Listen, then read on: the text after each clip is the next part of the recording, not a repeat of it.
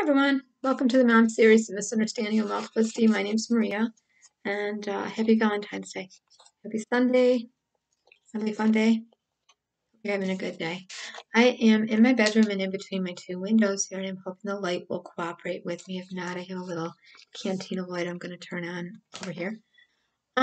So I just got done making a whole bunch of hearts. Kind of tired of making crocheting and knitting hearts. But if you want a really good pattern, get on over to Studio Knits. Can't show them to you because they're already hung up on my door and on my little mini theme tree, but I took a picture, put it on Facebook and Instagram. Some of my hearts, I mixed and matched all different colors. Great little stash yarn bust up. You know, all those little tiny balls of yarn that are turning into looking like the trouble with tribbles. They just keep multiplying. I was trying to get rid of that stash of little tiny balls here and there.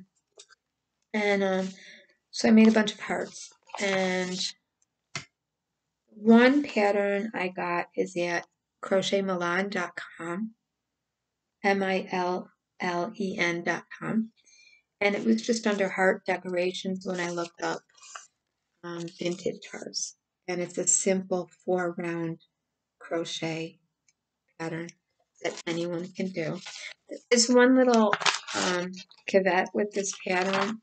You have to pay attention. They're connected in. And they do give you a little chart of a little diagram to see that where you're joining, it's really important where you join, because that's what makes your shape. You're beginning in the middle here, going out, around and round and round and round and round, and then you're joining. And if you join in the wrong spot, it won't look like heart. So they kind of show you exactly where to go. That's nice. Very helpful. And you can choose to end it with two different endings, either a picot ending or a straight edge. So I made two different kinds. I'll put those pictures up later. And the other pattern I use, which I took pictures of too, is by Kiristen at Studio Knits, and it's just your basic heart. And I played with her pattern, and her pattern is beautiful just as it is, but I played with it and made it different colors, and it's just a straight garter stitch, and I added in purl stitch instead of keeping to the stitch count she gave. I made mine some bigger, some smaller. I started decreasing sooner in areas, so I had longer, sort of like emoji hearts, where they're really, one side is bigger than the other, one curve is bigger or slants in more. So you can really play with a basic heart pattern. So we have all different shapes and colors of hearts on my little theme tree, and then I went ahead and put some on my door with the rest of my decorations, and that's it. That's all there was to do, except for I did make this dog in flight, and I can't even tell you where to get the pattern. I don't even know. I just looked up dove in flight crochet, and there's no name for this pattern. I believe it's a book, because I'll have to look at that, get a name up. But I really don't like just not telling a name. Gotta give credit where credit's due. I believe this was like a reprint of a book in vintage crochet applique. And I'm going to actually make this out here. I'm going to do a tutorial of it. But you just ignore these first 4 rounds, because they go to the pattern in front of the previous pattern. So this, you start here, and it's 21 rows and these pages, and it's easy. So I put a dove on my door with the hearts around it, colors, and a few little plaques. There was no contest this year or anything. I just felt like decorating, so did so. Kept me busy. All right, so I've often said whenever I have a hard topic to talk about, I'm going to be cooking in the kitchen or knitting or crocheting or tatting, embroidering, talking about knitting. So today I want to talk about transgenerational trauma. And it's a term we don't hear enough of, and I think has gotten a bad rap, but really could be the key to understanding our own behavior without blaming, with forgiveness, but appropriate forgiveness. Accountability where there needs to be, but holding that sacred space of grace needed for all humankind. Okay, there are times I get very angry at people, and there are times I get very betrayed, and I, definitely anniversary times and when I'm triggered. Sometimes, even now at 61 years old, something just blows up in my face. I'm like, and I'm right back at that trauma. But it's a softer blow now, unless it comes in the form of being re-traumatized over and over again. And I want to talk about that. And altars. There's two things that we hear of in the multiple community over and over again.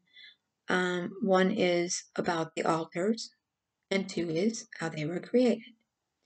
And we were told in psychiatry and psychotherapy and all the learned people out there that we develop alter aspect ego parts cells as part of our personality system between the ages of 0 and 6, when there's repetitive trauma, and we are preverbal. There's no way of getting help, so we go inside of our head.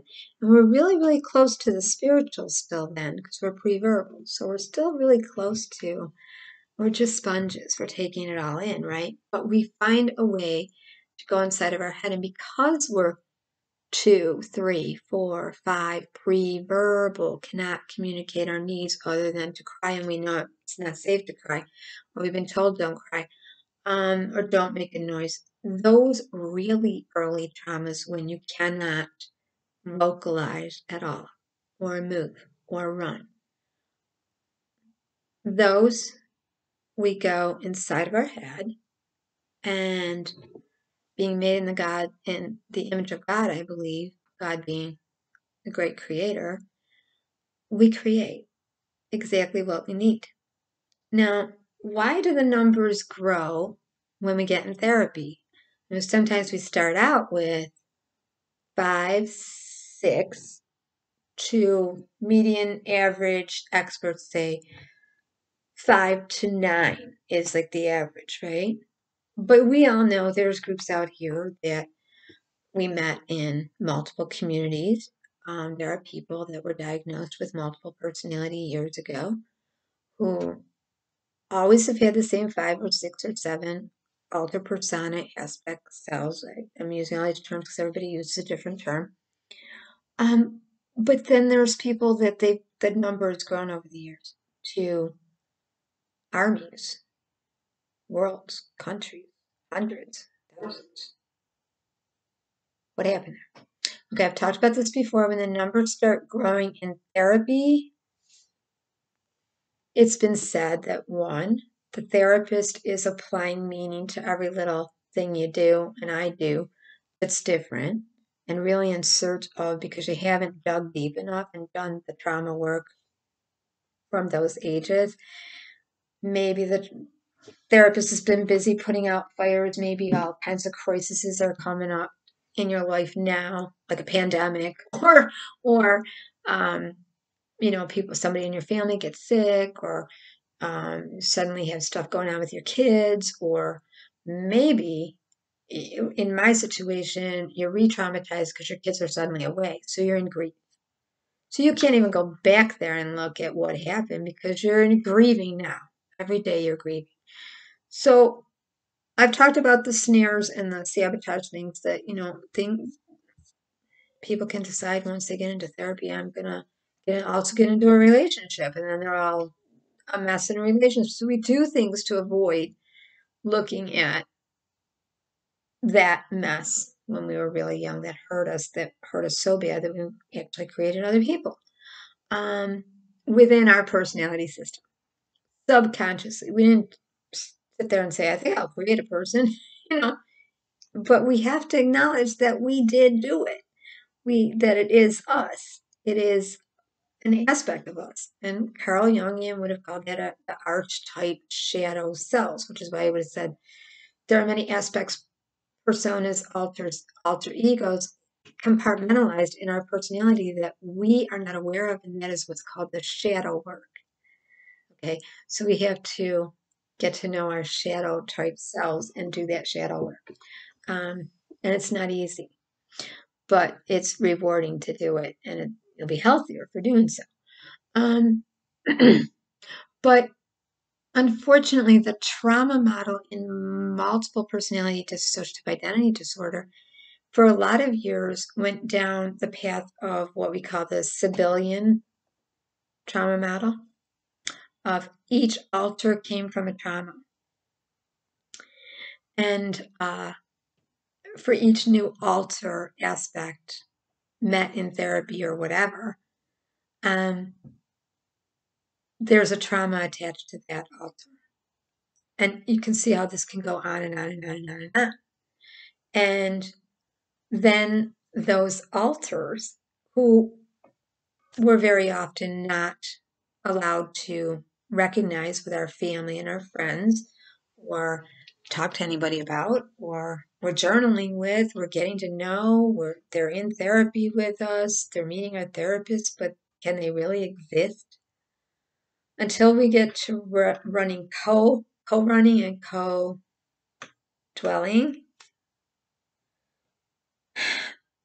coexisting and negotiating and sharing time, space, and life experiences and getting on the same page.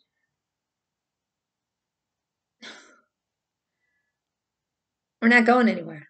The best way I like to think of it is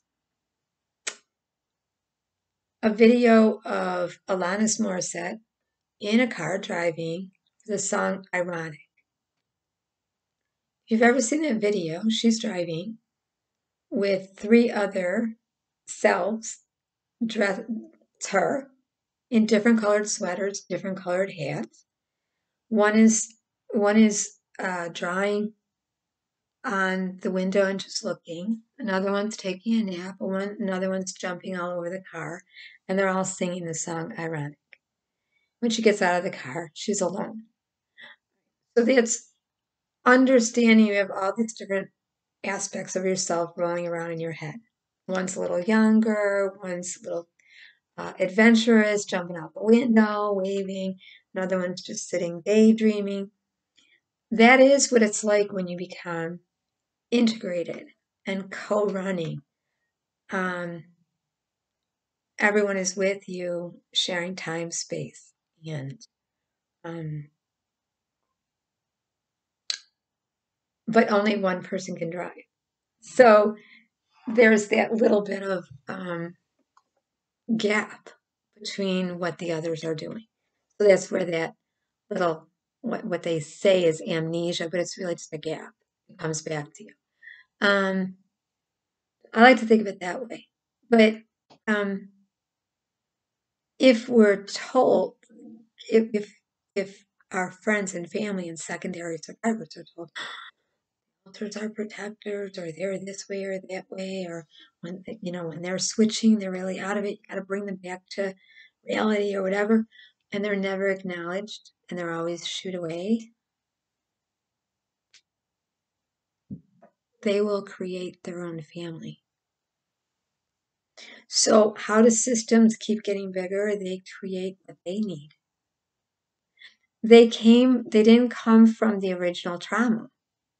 There are other alter persona aspects that they're like secondary created. So there are some people walking around with whole armies and worlds of people with them, and some that are just walking around with what I call the foundation aspects of persona that were created out of the original. So I wanted to talk about that. And what I also wanted to mention today was family secrets and transgenerational trauma and things each generation does that we don't even know is going on and why. But therapists and psychiatrists, a good therapist, a good psychiatrist, a good family counselor, a good social worker will look at everything from a family systems approach. They're not just going to look at that trauma that happened to you and me back here. It matters. How you got through it matters. But what matters more is where was your whole family in this? And if you were of an age that you could tell what happened to you and you didn't, why? Because that's where the problem is. Why? So another thing I want to talk about is children always do tell. Children always tell. We as parents and grandparents don't want to see what they're showing us. We poo-poo it.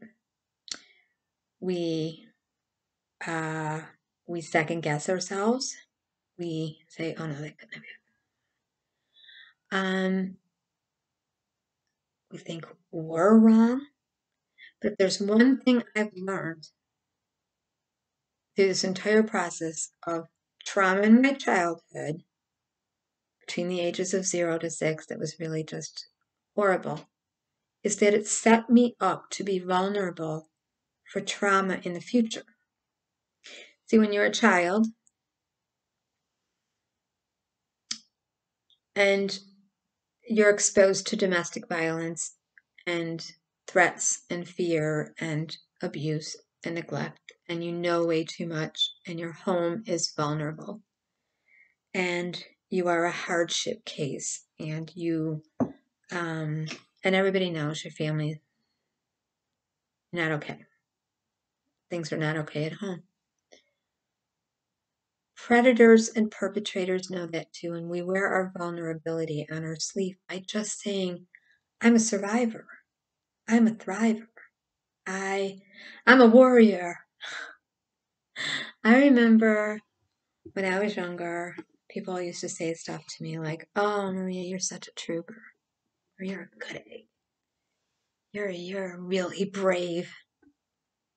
When I knew I had gone through stuff, whether it be medical procedures and post-traumatic stress, complex post-traumatic stress, and DID, what used to be called MPD, can come from many medical procedures that make you vulnerable between the ages of 0 to 6, with nobody giving you the adequate support you need to explain and comfort you and be there with you.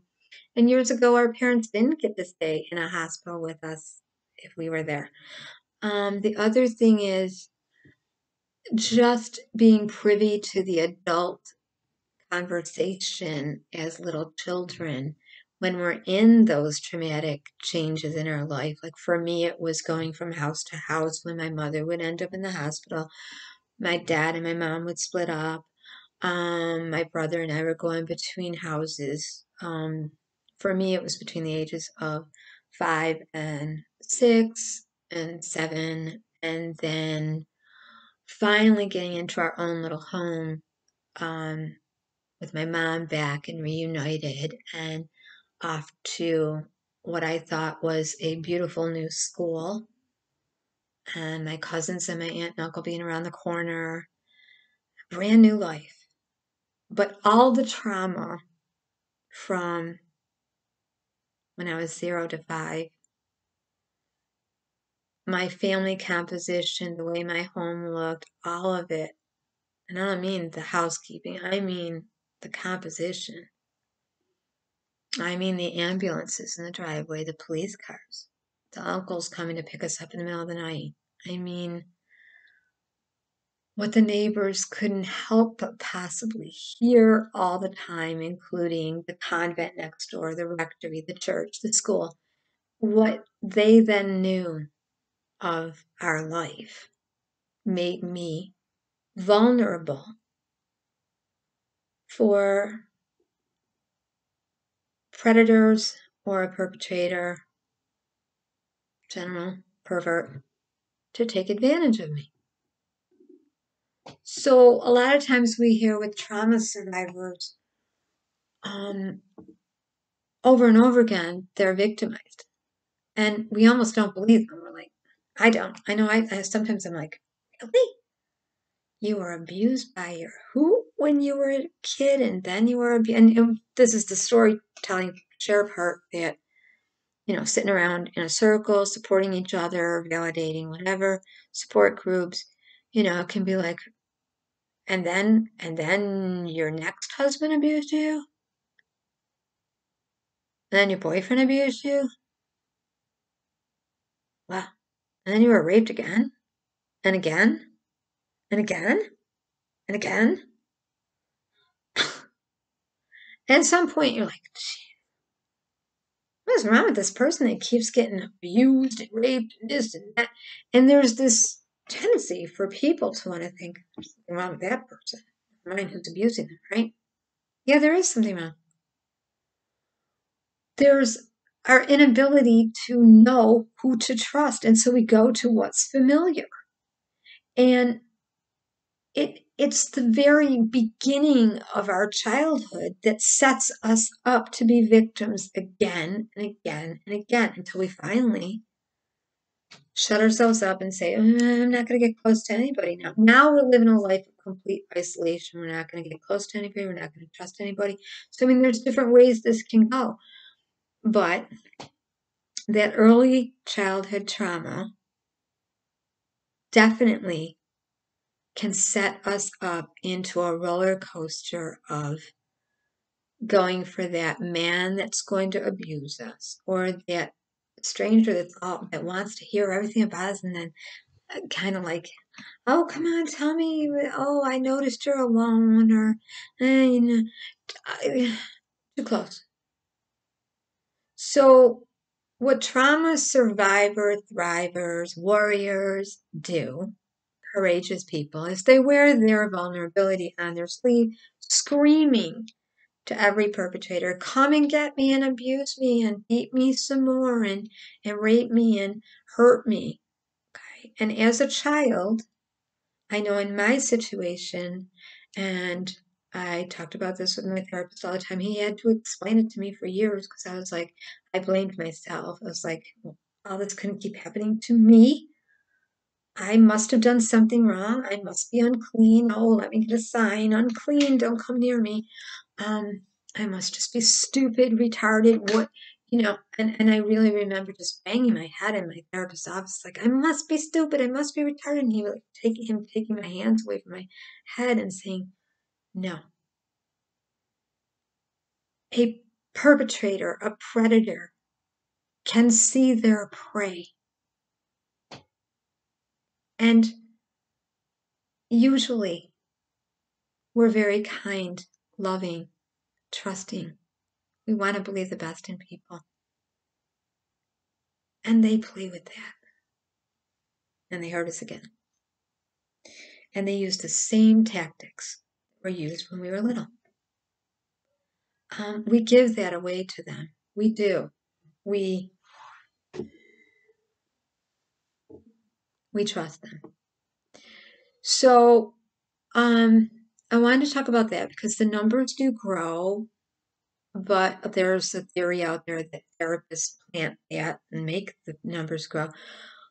And sometimes that could happen, I guess, with some therapists. They weren't very scrupulous, if they were just kind of looking to keep you in therapy for a lifetime, I guess. If they're really making that much money off of you, if you were a cash cow to them. But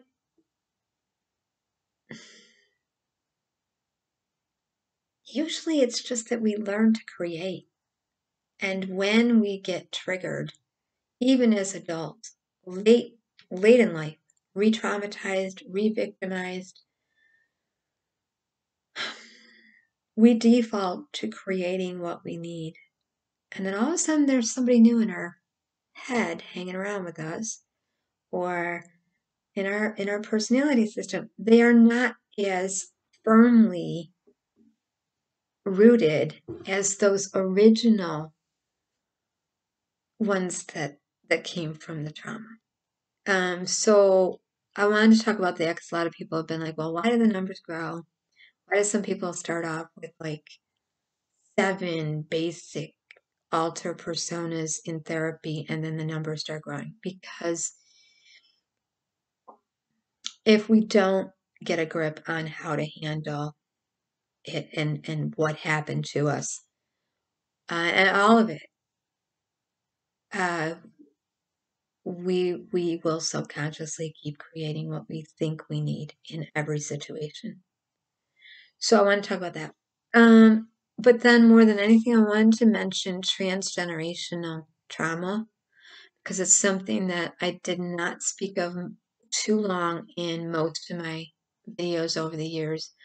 Although I spoke of, I think I mentioned the song Mike and the Mechanics, every generation blames the one before, and all of their frustrations come knocking at your door. Yeah, that is how it is.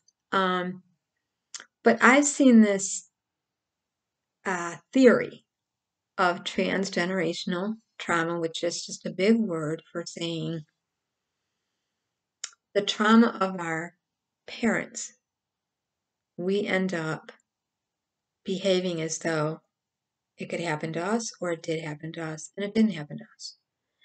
So I will give you some examples. So we end up with all these fears that are, we have no rational reason for them. They come from our parents.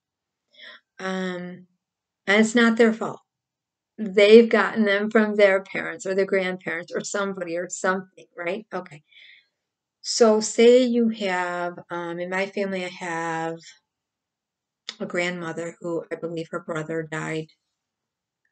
He drowned. So she, even though she got on a boat and came over to America and everything on a big boat, she's not too crazy about water. And she talked about that a lot to her kids. Some of her kids were fine with water. Some of them were terrified of water and wouldn't get in a pool for nothing. And the grandkids, same thing. Nothing happened to them in the water, but they heard about it. I'm allergic to bees and wasps. It's not my imagination. I get stung. I stop breathing. I have an epinephrine pen. One of my children saw me stop breathing when I got stung and being put on an ambulance and giving an epinephrine pen and anaphylactic shock. That child reacts to bees and wasps as though they're allergic to it and scared, when they're not allergic. The other child is kind of like,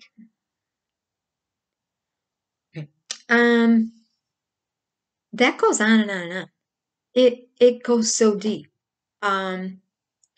When we go to therapy, if you went to a psychiatrist therapist, they probably took a family system map, or they should have, because it's never about that trauma. It's about what's going on in your own backyard, what's going on in your own family, and taking a look at your ancestral life, right? Okay, so, and it doesn't mean you're doomed to repeat the cycle. It just means once you're aware of the cycle, you can then know not to repeat it. No, you can't have my needle, Dustin. My cat wants my knitting needle. Okay, so a therapist, psychiatrist might ask, okay, so your parents are divorced? Okay, and how about your grandmother and your grandfather? Did they stay married? Okay, so they do the whole family tree. And is anybody an alcoholic on this side of the family? Is anybody addicted to drugs on this side of the family? Did anybody have gambling issues on this side? And did somebody die? And they died, right? And so then, and they died early. And was this person obese or that person? And I mean, they really get an idea of family, your history, and then family dynamics and traumas. When you're talking to them, you're like, okay, yeah, my grandmother died young. Oh, okay, so the kids, so your parents kind of raised themselves by themselves, or, well, my grandfather and him were broken up, so, okay, so your mother was kind of the responsible one that was head. It all matters, because sometimes you've got an older kid that maybe had to drop out of school and take care of the siblings, and they're resentful, and they're over-responsible, and they're opinionated. Their opinion is like, they got an opinion about everything because they were so dependent on, they were so burdened with being a little parent. Okay? Caretakers, they become caretakers. So who becomes a caretaker? Maybe the oldest girl in the family. Was the mother a perfectionist? Was the mother jealous of a relationship with were they kind of competing with their own daughter? Was the father competing with the son? All that stuff matters, but things like if your mother saw her father beat her mother, and now she's reacting a certain way towards her husband, and he hasn't even touched her yet, but she's already reacting like she's going to be beaten. You and I can, not always, but can react that same way. So sometimes we've learned, and we've learned to work as though we've been traumatized by our own family's trauma, or a neighbor's trauma, or just the family folklore around the table. And that's the kind of stuff that also goes to what's normal for a family and what isn't. It's different for everyone. So the standards in one family, totally different in another family. What you find really inappropriate, and I find really inappropriate around the dinner table talk, another family might sit around and talk about their poo, like having a good bowel movement after they eat. Or one family might feel very comfortable belching in front of everyone, and it's a compliment. Or pulling each other's fingers and smelling each other's fart, or just having an opinion about everything. And nobody challenges it. It's just like, okay, that's so-and-so. But somebody else sitting at that table is like, this family is messed up, right? Okay.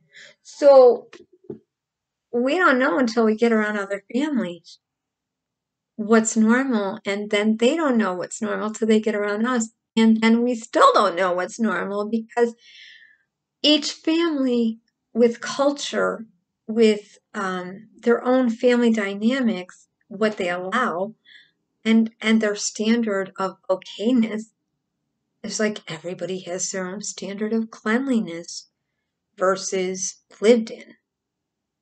Some people, I mean, I can remember making my bed after I stayed over my grandmother's house as an adult. This is my dad's mom. Man, we must have walked around that bed 100 times, pulling the sheets. And she would tuck you in when you stayed there like you needed a rod to get you out. She really pulled those sheets so tight and kept straightening them out. Now, not one wrinkle. Perfect nurses' corners. Perfect even. Drove me insane. I didn't want to get out of the bed because I didn't want to have to make it. It's like, oh my God. I mean, she's just... And I thought, what the hell made her that way? Well, her mother died when she was young. She was in charge of the family. And I think probably my grandfather liked everything nice like that. Now I can look at my father and I can say, my father's the same way when you're making a bed. He wants every corner perfect, So those things get passed down. And it doesn't mean we're doomed to repeat them, but they're there. And then there's the real transgenerational traumas. Domestic violence, sexual abuse. If a parent, and I know my children are secondary survivors of this, whichever way I reacted, is how they learned to react, to problem solve, to be aware, to be constantly sensing the temperature of the room and where they were supposed to be in that family space. So I wanted to talk about that because it's something that we don't talk about too much, is transgenerational trauma and how it does revisit us. And we can, once we know about it, be about fixing it and restoring ourselves to some kind of normalcy.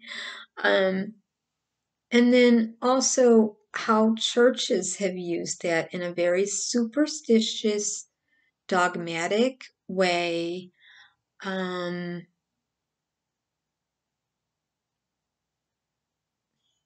spiritualized it to make money. There are a lot of traveling preachers that have preached for years about breaking the curses of the generations before us, whether it be physical stuff. And a lot of that physical stuff is, yeah, it can, but we can also correct it and not eat like they did and exercise more, that kind of thing. But there are things, yes, that are genetic, but then there are things that are just lifestyle that families continue to do. So when we hear the Bible, people talk about, people that grew up in the Bible, talk about generational curses and how to break them and break that chain. They often go back to there are offerings and penance and things you have to do to clear that. And some churches have made a ton of money trying to break generational curses. And by looking at everything as sin, that has helped them to make a lot of money. That's all I'll say for right now. If we can look at, and I'm not trying to politically be correct and take away the word sin, because some people believe it's sin. I believe all people are born with the ability to be good and evil parallel together. I believe we want to believe we're good, but if we're going to say we believe the Bible, then even David, a man after God's heart, was told he has to examine his own heart and find what evil it was in him every day and cleanse it. So we renew our spirit and renew a right spirit within us. So we have to talk to our heart, and we have to dialogue with this part of our being that is our soul and where God lives, and say, God, be about helping me to change my mind, to get in line with my heart to not follow my brain. Let me follow my heart. And I said the one lesson I've learned through 30 plus years of therapy and so many nasty things that aren't worth mentioning that happened when I was a child and that continued to happen when I was older, and just I felt like, I'm not the person that's guilty here, but man, I'm getting the fallout for it over and over and over. All I'm trying to do is the right thing, but it just keeps following me. Okay, what is it? What I learned is I wasn't following my gut instinct. From a young child, I didn't trust my own self. My own self said, that man is bad.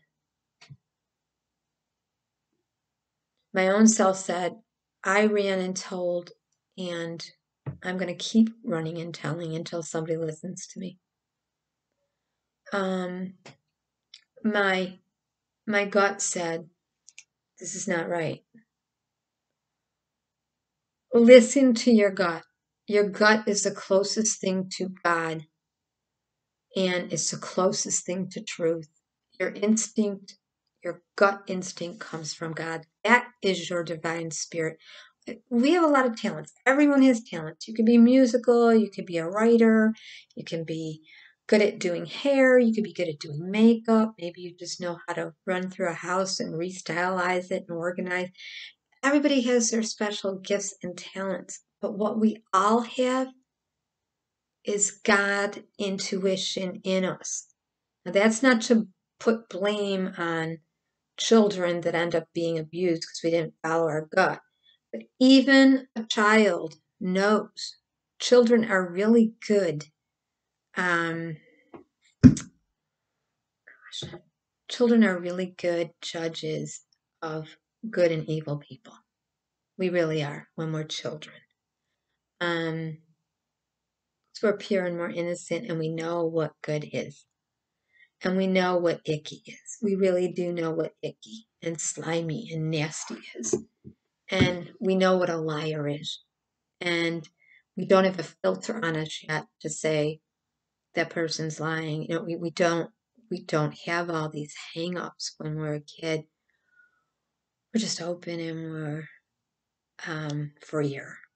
And I wish I could go back and tell myself, listen to yourself. Never mind listening to all these people that you're trusting.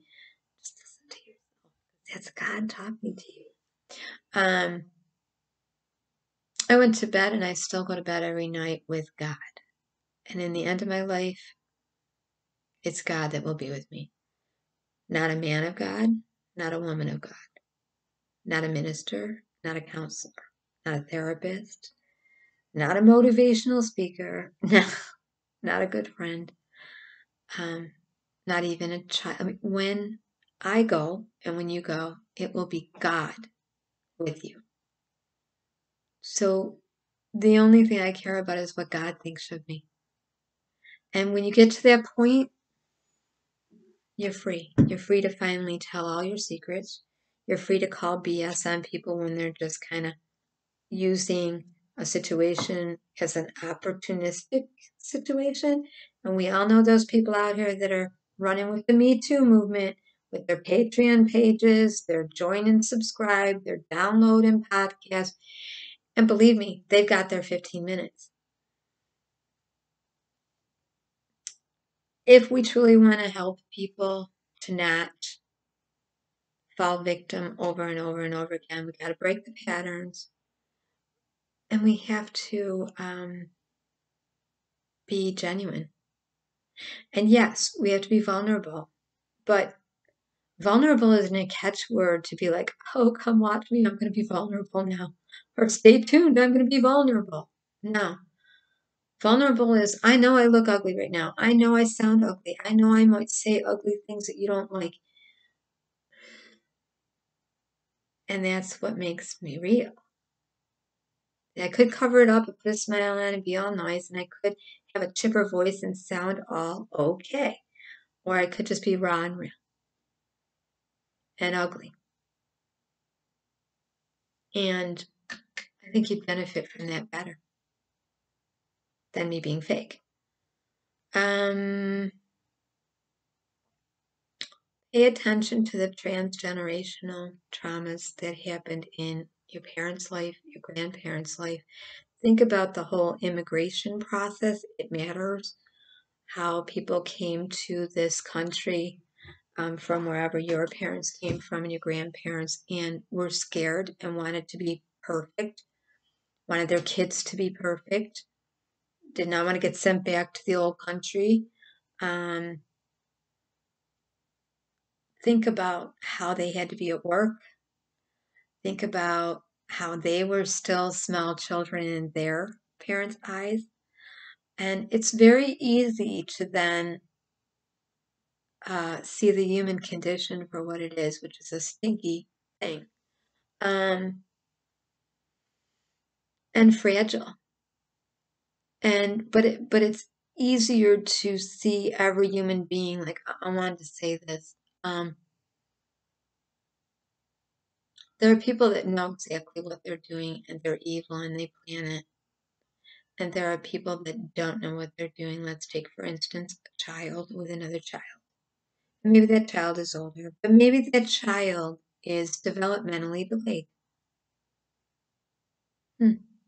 How about a child exploring their sexuality and playing a little rough and playing a game and it feels good, and there's a certain amount of exploring that is not sexual abuse, that is not child abuse, that is not years and years of abuse, okay? It is child play. And one child went too far and didn't know. And why? Because maybe one child is developmentally delayed or a little slow. Like maybe maybe it's a matter of record. They're cognitively delayed by 3 years, socially and emotionally delayed by 3 years. So that 10-year-old you're looking at is really 7.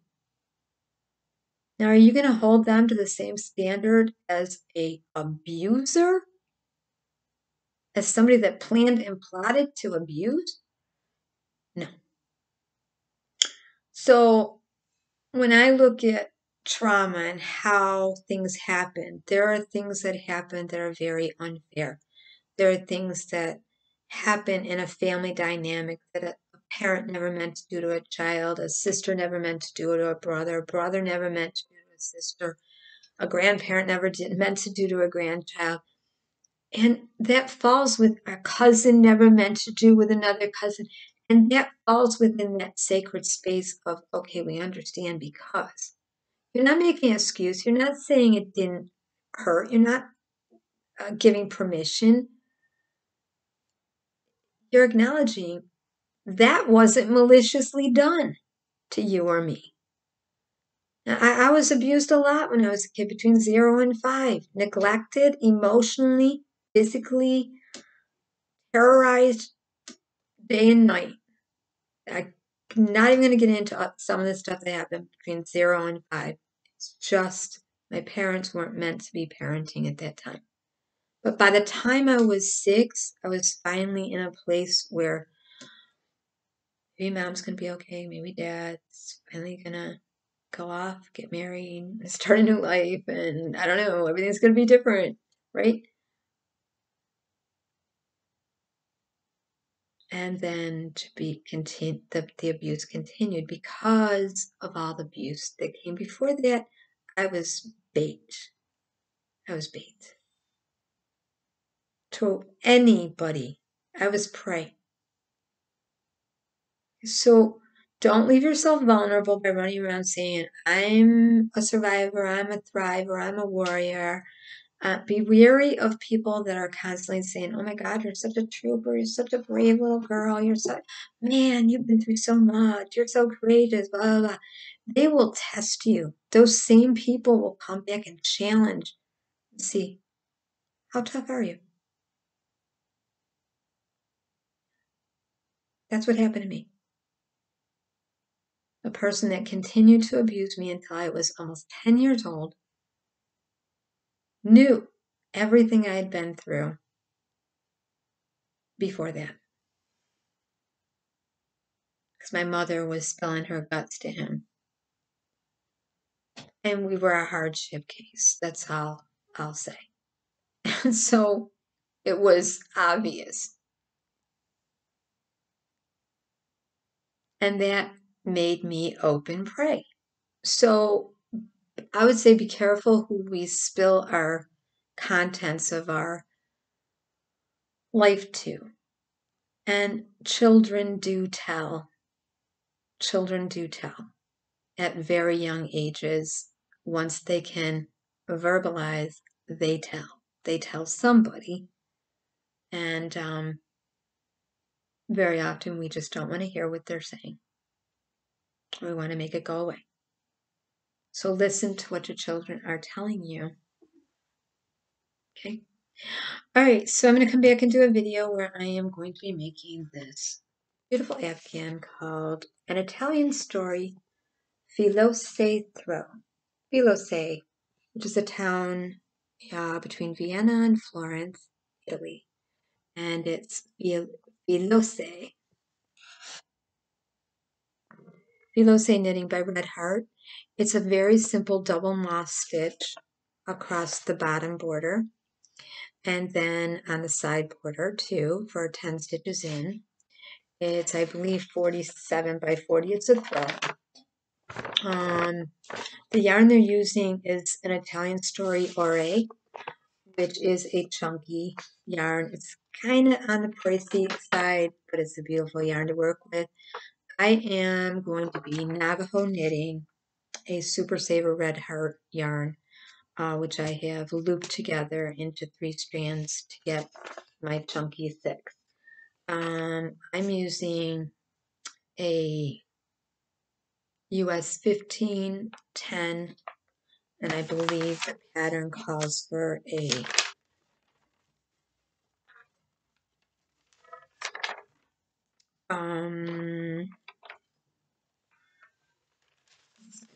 front of this, a 12.5 millimeter US 17.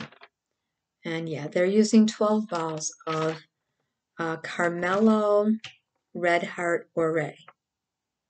All right, and it is a 6, super bulky. So when I put a 4 medium worsted weight together, stockpile chaining or Navajo knitting, this becomes a 6. I don't have a 12, 17 inch, so I'm using a, I'm also using a 48 inch cord Takumi Clover interchangeable cords. I'm using a 40 to hold my stitches on. The cast on is 83 stitches. It's just a simple alteration of knitting, purling, and that's the whole pattern. You're going to be doing blocks, a first set of blocks and a second set of blocks of knitting and purling, and a border of double moss stitch, and then a border coming in on the sides, then a top border. So I've got 1 ball already Navajo knitted up. This color is buff. Red Heart Super Saver, $2.94. 2 skeins are in here. So by the time I put this together, it'll be one big array. It would be like 1.5 to 2. So I've got 1, 2, 3, 4. I've got 4 big ones and 1 jumbo. So I'll see 4 7-ounce and 1 14-ounce. So I'll see how far I'll get. It's reversible, so I wouldn't try to change the colors on it because you will see the floaters and the change of color. That's what I was doing, and then I didn't like the way it looked, so I just ripped it all out. All right, I'll come back and do that video, and thank you for tuning in. So, trauma is trauma is trauma. Complex post-traumatic stress, and then there's transgenerational trauma, which I just think helps for us to be aware of. It's not an excuse. It's not permission. It's not, but it does help us hold that space for our loved ones to understand our ancestry history.